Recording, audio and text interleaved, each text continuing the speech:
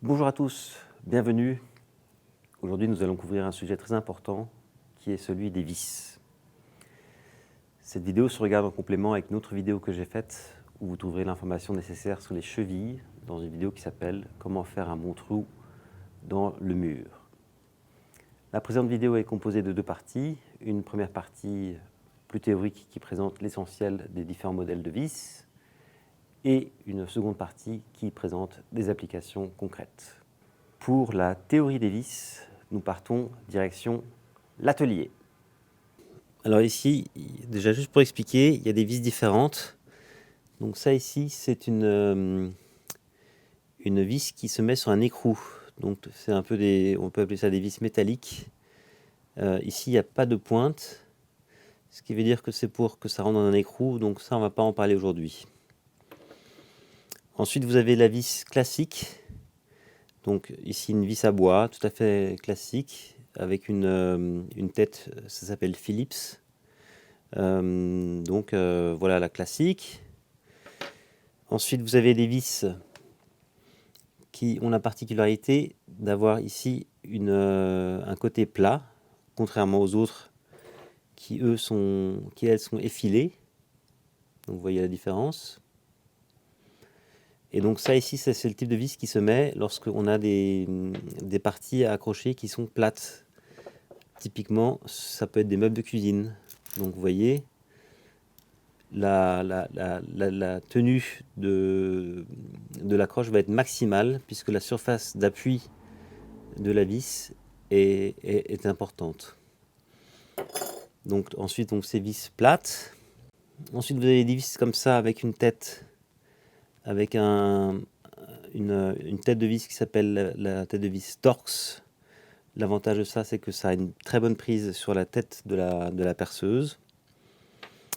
Ensuite, vous avez des vis comme ça. Ça, c'est des vis d'un meuble Ikea ou d'un meuble préfabriqué. Donc ça, en fait, ce sont des vis qui se mettent dans du bois, mais dans un trou qui est déjà préforé. Et ensuite, je dirais le dernier modèle qui nous intéresse aujourd'hui, c'est ce modèle-là. Donc ça, au lieu d'avoir une tête de vis, c'est un écrou sur le dessus. Et ça s'appelle des tire-fonds. Donc il y a plusieurs tailles, et ça, c'est vraiment pour accrocher des choses qui sont lourdes sur les murs. Voici une petite démonstration sur comment visser. Donc on pose la vis ici, j'ai préforé. Je pose la vis et la visseuse dans la vis.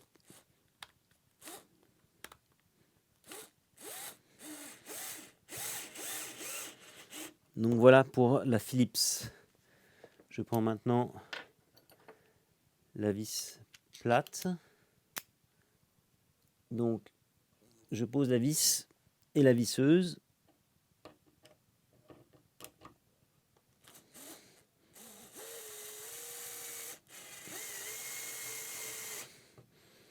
Donc ici le danger quand on visse les plates, c'est que votre tournevis en fait sorte de la vis. Et c'est pour ça que nos amis ingénieurs ont inventé le top du top en ce qui concerne le maintien des vis par la visseuse. Ce sont les vis Torx.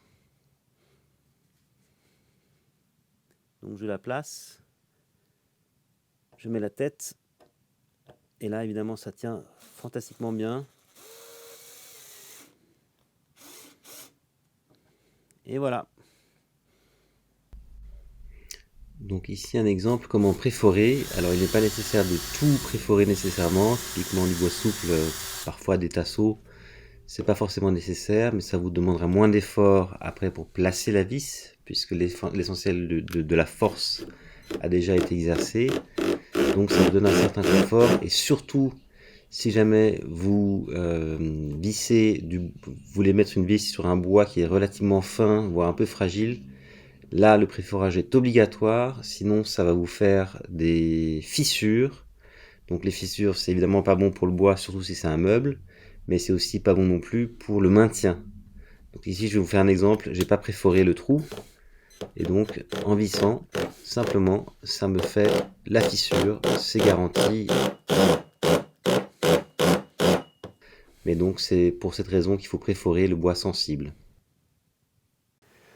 Maintenant que nous avons vu les différents types de vis, je vous invite à rejoindre une seconde vidéo où nous allons pouvoir voir des applications concrètes.